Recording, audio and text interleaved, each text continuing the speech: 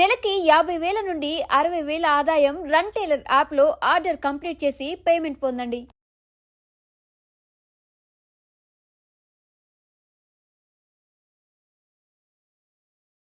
Regulations కూడా కొన్ని పెట్టాలి పిల్లలు చూసే వాటిలో. ఇప్పుడు కార్లో చైల్డ్ లాక్ అనేది ఎట్లా ఉంటుంది, టీవీలో కూడా కొన్ని లాక్ సిస్టమ్స్ ఉన్నాయి ఛానల్స్ లో, ఏవి చూడొచ్చు ఏవి చూడకూడదు. అలా ఏవో రెగ్యులేట్ చేయాలి కానీ టోటల్గా ఫోన్ చూడకూడదు, నెట్ వాడకూడదు అంటే కూడా తప్పే. ఎగ్జాక్ట్లీ. ఇంకోటి, ఒకవేళ అట్లాంటివి కనిపించినా కూడా వాళ్ళకి అర్థం చేసుకునేటటువంటి స్టేజ్లు ఇవి మనం చూసేవి కావు, ఇవి న్యాచురల్ థింగ్స్, అవి పెద్దవాళ్ళవి.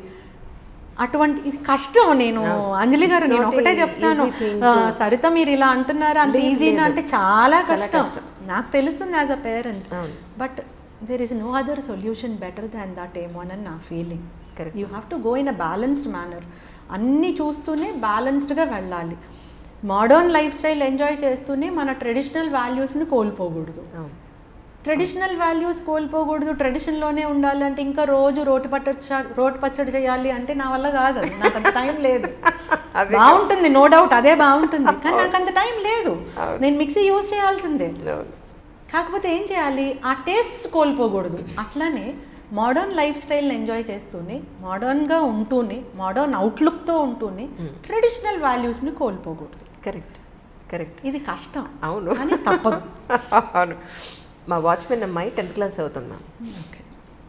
వాళ్ళ అమ్మ మా ఇంట్లో పనిచేస్తుంది. వచ్చింది మా ఇంటికి, వచ్చి ఒక 500 కావాలి అని అడిగింది. ఎందుకు అంది అమ్మాయి.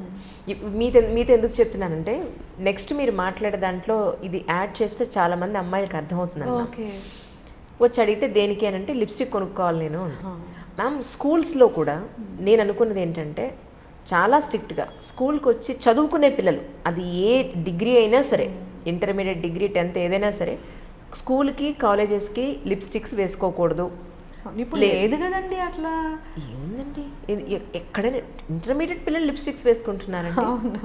ఇంటర్మీడియట్ పిల్లలు లిప్స్టిక్స్ వాళ్ళకి ఆ ఏజ్లో హెయిర్ కలర్స్ ఎందుకు అసలు? నిజంగా ఏం ట్రెండ్ అండి నిజంగా. దీనికోసం ఒక అమ్మాయి వేసుకుందని ఆ పక్క అమ్మాయి, ఈ పక్క అమ్మాయి వేసుకుందని, నిజంగా అంత వేసుకునే ఆ అమ్మాయికి ఫైనాన్షియల్ కెపాసిటీ లేకపోయినా కూడా, ఇప్పుడు ఇందాక మీరు ఫైనాన్షియల్ ఎఫిషియన్సీస్ అంటే చెప్తున్నాను, ఈ ప్యాషన్స్కి ఇలాంటి చెప్పులు కావాలి, లేదా ఈ లిప్స్టిక్స్ కోసం, ఐలైనర్ల కోసం, లేదు అని అంటే షాపింగ్ కోసం, సరదాగా బయట తిరగడం కోసం, బయట తినడం కోసం, ఒక బైక్ కోసం లేదా ఒక కార్ కోసం, ఇలా ఒక లగ్జరీ లైఫ్ కోసం, లగ్జరీ లైఫ్ కోసం ఆ డబ్బు వీళ్ళ దగ్గర ఉండదు.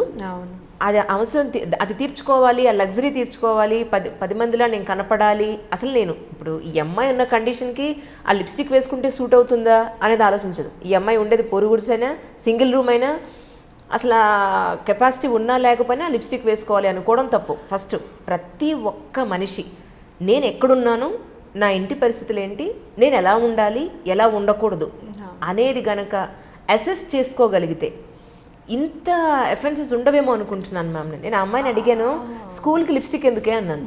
మా ఫ్రెండ్ వేసుకుంటోంది. అమ్మాయి ఎక్కడుంటుంది, జూబ్లీ హిల్స్లో ఉంటుంది. జూబ్లీ హిల్స్లో ఉన్న అమ్మాయి చదవగలిగే స్కూల్కి మీ అమ్మ కష్టపడి నేను పంపిస్తోంది, అంత ఫీజు కట్టి పంపిస్తుంటే, చదువుకోకుండా నువ్వు ఆ అమ్మాయి వేసుకున్న డ్రెస్ ఎక్కడ కొంది, అక్కడ ఎక్కడో కొంది, లైఫ్ స్టైల్లో కొంది, ఆ డ్రెస్ కావాలని, ఆ లిప్స్టిక్ వేసుకోవాలని, అలా కార్లో వెళ్ళాలని అనుకుంటున్నావు. ఐ థింక్ నేను ఏమనుకుంటున్నానంటే మ్యామ్, పేరెంట్స్ కూడా ఒక మంచి స్కూల్లో చదివించాలి, పెద్ద స్కూల్లో, గొప్ప స్కూల్లో చదివించాలి అనుకోవడం ఇప్పుడు పొరపాటు అయిపోతుందేమో. ఎందుకంటే వాళ్ళ ఆర్థిక పరిస్థితులు వేరే ఉంటాయి. పిల్లల్ని బాగా చదివించాలనే ఒక కోరికతోటి ఎక్కడో పెద్ద స్కూల్లో వేస్తే, అక్కడున్న పెద్దవాళ్ళందరూ కార్లో రావడం, హెయిర్ కలర్స్ వేసుకోవడం, లేదా లిప్స్టిక్లు, మేకప్లు, నెయిల్ పాలిష్లు, ఆర్టిఫిషియల్ నెయిల్స్ ఇలా వేసుకుని రావడం, ఈ పిల్లలకి అవన్నీ అలవాటయ్యి ఇక్కడ ఫైనల్గా ఏమవుతుందంటే మ్యామ్, ఇది నిజంగా నేను మీతో షేర్ చేసుకోవాలనుకున్న ఇష్యూ మ్యామ్. 5th క్లాస్లో వాడు బర్త్డే పార్టీ అని చెప్పని, ఎవరే రోజు నేను కాఫీ డేలో పార్టీ ఇస్తున్నాను.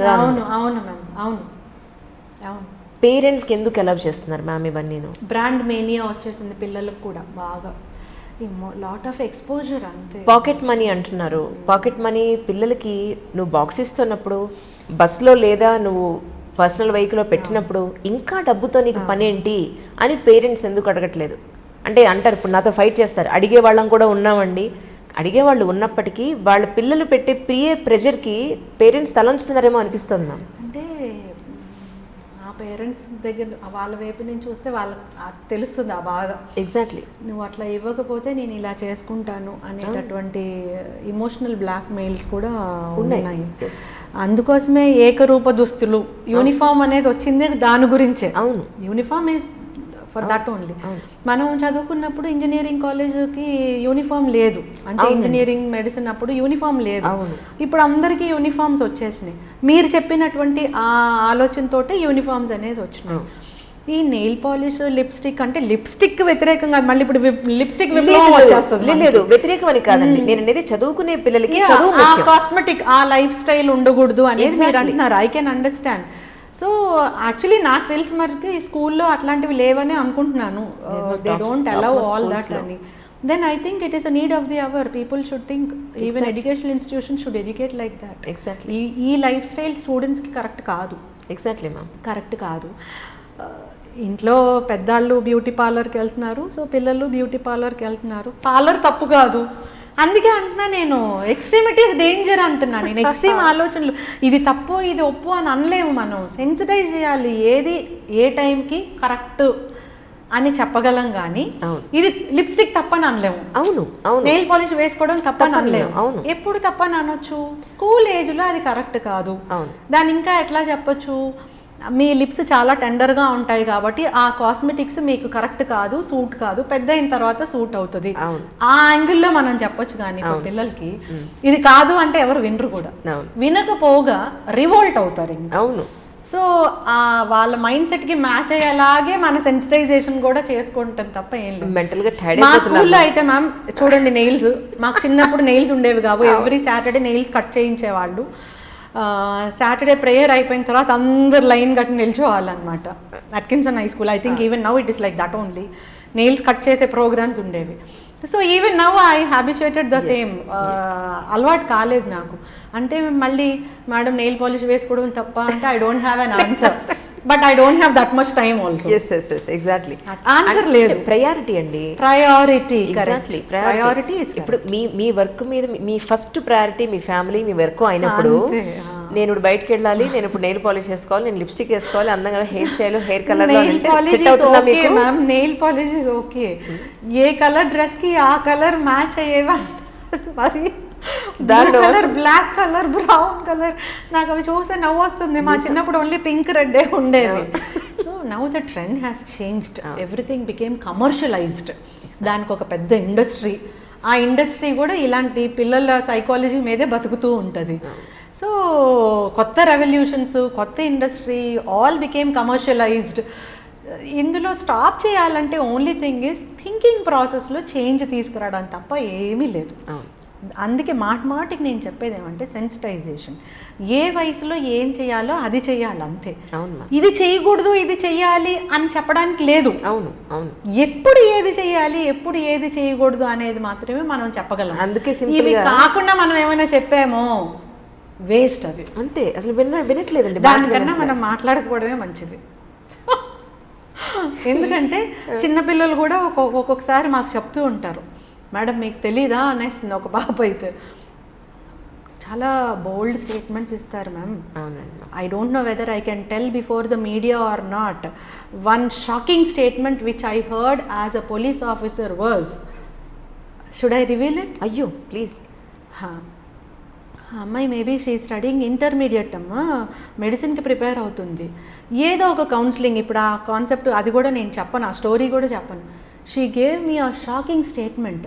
షీ టోల్డ్ మీ, మేడం ఇలాంటి కాలేజెస్లో ఒక్కళ్ళు కూడా వర్జన్ ఉంటే నేను ఛాలెంజ్ చేస్తాను మేడం అనింది నన్ను. వాట్ ఈస్ దిస్, వర్జినిటీ గురించి మాట్లాడుతుంది ఏంటి అనుకున్నాను. ఇట్లాంటి టెండెన్సీ వచ్చేస్తుంది.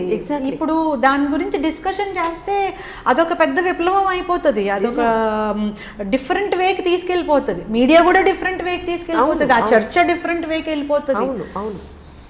సో ఒక ఇంటర్మీడియట్ చదివే స్టూడెంట్ వర్జినిటీ గురించి మాట్లాడుతూ ఒక పోలీస్ ఆఫీసర్కి ఛాలెంజ్ చేస్తూ, నేను బెట్ కడతాను ఎవరన్నా ఇట్లా మీరు అనుకున్న విధంగా ఉన్నారు అంటే అని నాకే ఛాలెంజ్ చేస్తాను. I'm telling my own example ma'am. నేను మిగతావి ఏమీ చెప్పట్లేదు, వాళ్ళ దగ్గర నుంచి నేను నేర్చుకొని నేను మాట్లాడుతూ ఉంటాను అంతే. నేనేం పెద్ద జ్ఞానవంతురాలు కాదు, నేనేం పెద్ద జ్ఞానాన్ని ఏం సంపాదించుకోలేదు. ఓన్లీ థింగ్ ఇస్ ప్రాక్టికల్గా నేను చూసేవి ఏంటి, ఏవి మనం ప్రివెంట్ చేయగలం, ప్రివెంట్ చేయగలిగే వాటికి ఏ విధంగా సెన్సిటైజ్ చేయాలి. ప్రివెంట్ చేయలేనివి ఆఫెన్సెస్ ఉంటాయి, నేను ఇందాక కూడా అదే చెప్పాను. That is very dangerous. ఆ ట్రెండ్కి డిటరెంట్ ఎఫెక్ట్ ఉండాలి, కఠినమైన పనిష్మెంట్ ఉండాలి, కఠినమైన వార్నింగ్ ఉండాలి. ప్రివెంటబుల్ ఆఫెన్సెస్ ఉంటాయి, నివారించదగ్గవి, అక్కడ సెన్సిటైజ్ చేయాలి. మనం నేరాన్ని ఆహ్వానించొద్దు, మనం నేరాన్ని ఇన్వైట్ చేయకూడదు. ఆ యాంగిల్లో మనం చేస్తే 60% ఆఫ్ అఫెన్సెస్ తగ్గిపోతాయి. అప్పుడు ఏమవుతుంది, యాక్చువల్ క్రైమ్ మీద ఫోకస్ ఎక్కువ ఉంటుంది. పోలీస్ కానీ మిగతా లా ఎన్ఫోర్సింగ్ ఏజెన్సీస్ ఎవరైనా కూడా వాళ్ళ సెన్సిటివిటీ కోల్పోరు. ఎవరైనా నేరం జరిగిందని వస్తే అయ్యో పాపం నేరం జరిగింది, దీన్ని తీవ్రంగా ఆలోచించాలనే ఉంటుంది. కానీ మ్యాక్సిమం పర్సంటేజ్ మనం అవకాశం ఇచ్చిన నేరమే ఎక్కువ వచ్చింది అనుకోండి, రియల్ నేరం రియల్గా బాధితురాలు ఎవరిని వచ్చినా కూడా ఆ సెన్సిటివిటీ పోతుంది అనమాట. అవునండి, ఇది చాలా బ్యాడ్ ట్రెండ్. ఎగ్జాక్ట్లీ లోతుగా ఆలోచిస్తే చాలా డేంజరస్ థింగ్ నేను చెప్పాను. ఒక స్టూడెంట్ ఒక లేడీ పోలీస్ ఆఫీసర్కి ఇలా బెట్టు కట్టి ఛాలెంజ్ చేస్తే, నాకు ఆ డేట్ కూడా గుర్తుంది, నేను నా డైరీలో రాసుకున్నాను, నాకు డేట్ కూడా గుర్తుంది. I don't want to reveal more than that, I should not also. ఇవి నేను తెలుసుకొని సెన్సిటైజ్ చేయడానికే నేను చెప్తున్నాను. ఈ ట్రెండ్ చాలా డేంజర్ అమ్మా, ఇది చాలా కష్టం. సో మనము ఈ కాస్మెటిక్ వరల్డ్ వద్దు, లేకపోతే ఇవి చెప్పామనుకోండి, వినే స్టేజ్లో పిల్లలు లేరు, వినరు కూడా. వాళ్ళు మనకి ఛాలెంజ్ చేస్తారు, లేదా మనకు క్వశ్చన్ చేస్తారు.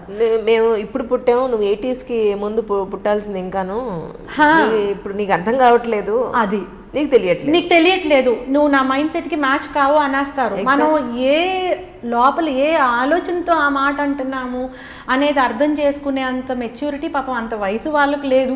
సో మనం ఏం చేయాలంటే మోడర్న్గా ఉంటూనే మన ట్రెడిషన్స్ని కోల్పోకుండా మన బిహేవియర్ని కూడా మనం అలా ఉంచుకుంటే we will be as an example to our children. అవును, వాళ్ళు నా దగ్గరికి వచ్చి నేను నా ఫోన్ తీసి చూస్తున్నప్పుడు, వాళ్ళు నా దగ్గరికి వచ్చినప్పుడు నేను ఉపయోగపడేవే చూస్తూ ఉన్నాను అనుకోండి, సో అది ఇండైరెక్ట్ గా వాళ్ళకి ఇది నేను నేర్పించినట్టే అవుతుంది. ఓకే, యూట్యూబ్ అనేది దీనికి యూజ్ చేసుకోవాలి అని ఇండైరెక్ట్ గా వాళ్ళు నేర్చుకుంటారు.